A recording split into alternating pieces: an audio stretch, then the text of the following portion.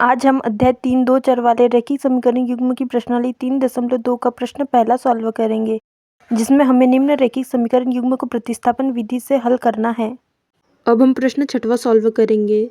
तो 3x/2 ऋण 5y/3 बराबर ऋण 2 को समीकरण 1 मान लेंगे तथा x/3 धन y/2 बराबर 13/6 को समीकरण 2 मान लेंगे। अब समीकरण 1 से हम x या y का मान ज्ञात करेंगे, तो यहाँ पे हम x का मान ज्ञात करेंगे।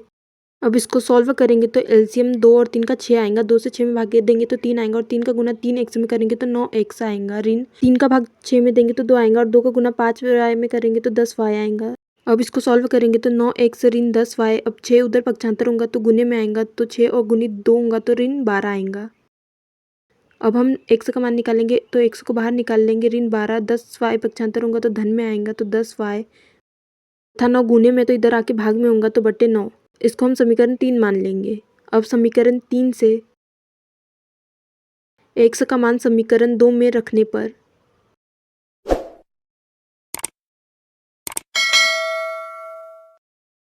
अब हम समीकरण 2 लिखेंगे। अब x का मान रखेंगे तो ऋण 12 धन 10y/9 बट्टे में 3 आएगा, धन y/2 बराबर 13/6। अब इसको सॉल्व करेंगे तो 3 के बटे में 1 है तो संख्या पलट जाएंगी, तो ऋण 12 धन 10y/9 गुणित 1/3 होंगे, धन y/2 बराबर 13/6।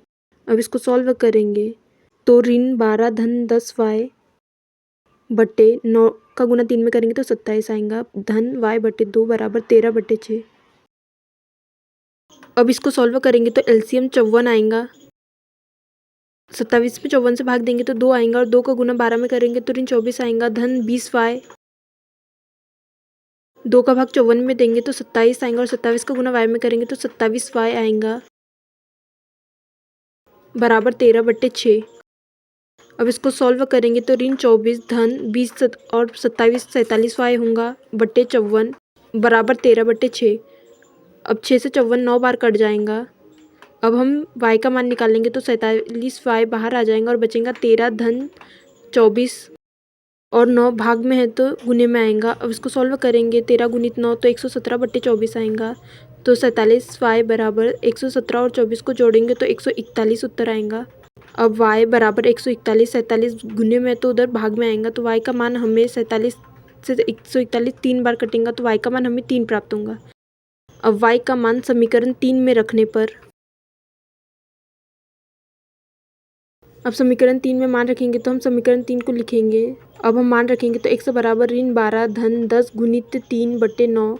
इसको सॉल्व करेंगे तो 112 बराबर ऋण 12 धन 30/9। तो धन ऋण ऋण होगा और 30 में से 12 जाएगा तो 18/9 आएगा। अब 9 से 18 2 बार कटेगा तो x का मान हमें 2 प्राप्त हुआ।